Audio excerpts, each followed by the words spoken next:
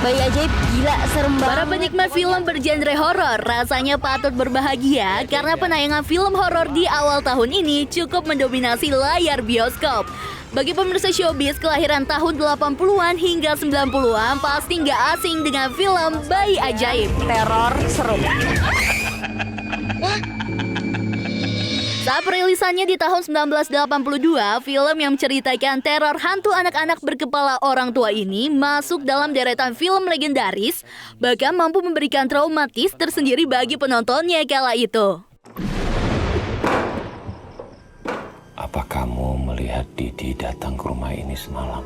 Rumah produksi Falcon Picture, Falcon Black, menggandeng sutradara kenamaan tanah air Rako Prijanto, menghadirkan kembali cerita film Bayi Ajaib ke versi yang lebih kekinian.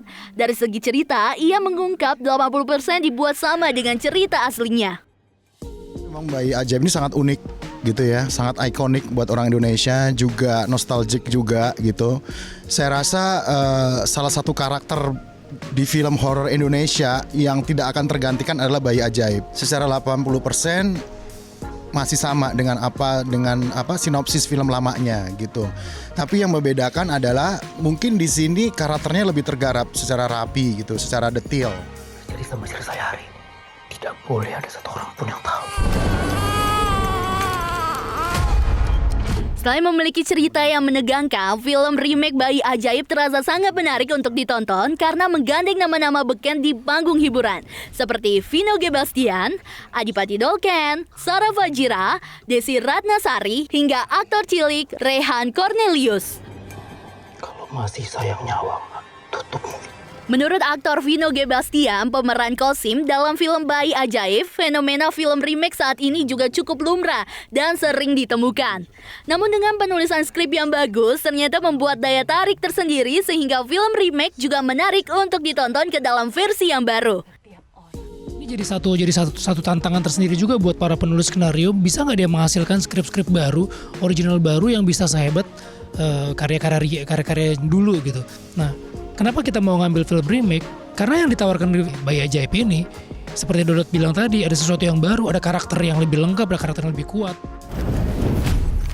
Buat apa memilih jalan yang sulit? Sedangkan aktor Adipati Dolken mengambil peran antagonis dari karakter Dorman. Saat memerankan peran ini, ia mengaku cukup tertantang dan ketagihan karena bisa mengeksplorasi aktingnya. Sebenarnya itu lebih menantang sih, karena walaupun dia sudah ada sebelumnya karakter itu, tapi gimana caranya kita bisa ngasih rasa yang berbeda lagi, tapi dengan base yang sama itu. Jadi kita punya pilihan, punya menu jatuhnya gitu sih. Dan buat gue sebagai aktor bisa ngasih pilihan itu, berarti kita bisa ngasih kreativitas yang lebih jauh lagi sih. Dari dulu juga saya selalu diam.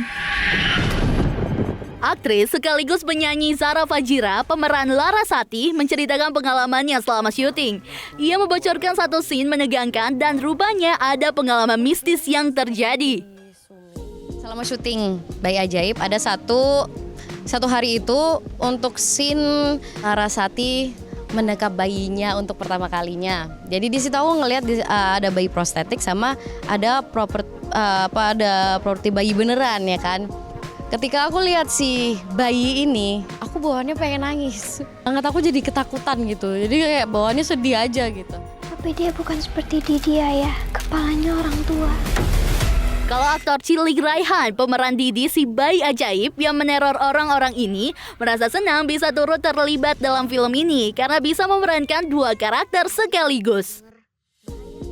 Yang bikin aku tertarik untuk main film ini itu karena dia itu punya dua karakter ya. Yang satu itu baik, terus yang kedua itu jahat. Dari dulu aku tidak pernah percaya. Film Bayi Ajaib memang tidak hanya menyuguhkan teror hantu semata, melainkan ada pesan moral yang bisa didapatkan bagi penonton, bahkan pemainnya. Hal ini juga yang dirasakan oleh aktris Desi Ratnasari. Biasa peran saya selalu protagonis. Yang paling mengesankan menurut saya adalah saya bisa bekerja kembali di dalam dunia acting. Dan yang terpenting menurut saya dari film Bayi Ajaib ini ada sebuah inspirasi bahwa hidup itu pilihan. Jalan hidup apa yang akan Anda pilih, mau kanan, mau kiri, atau mau lurus, itu pasti akan ada konsekuensi dari pilihan yang Anda pilih itu. Allahu la ilaha illa. Pemirsa Showbiz yang ingin merasakan teror mengerikan dari Bayi Ajaib, datang ke bioskop sekarang juga ya. Karena film remake Bayi Ajaib telah tayang di layar bioskop pada 19 Januari lalu. Illa bi ismi.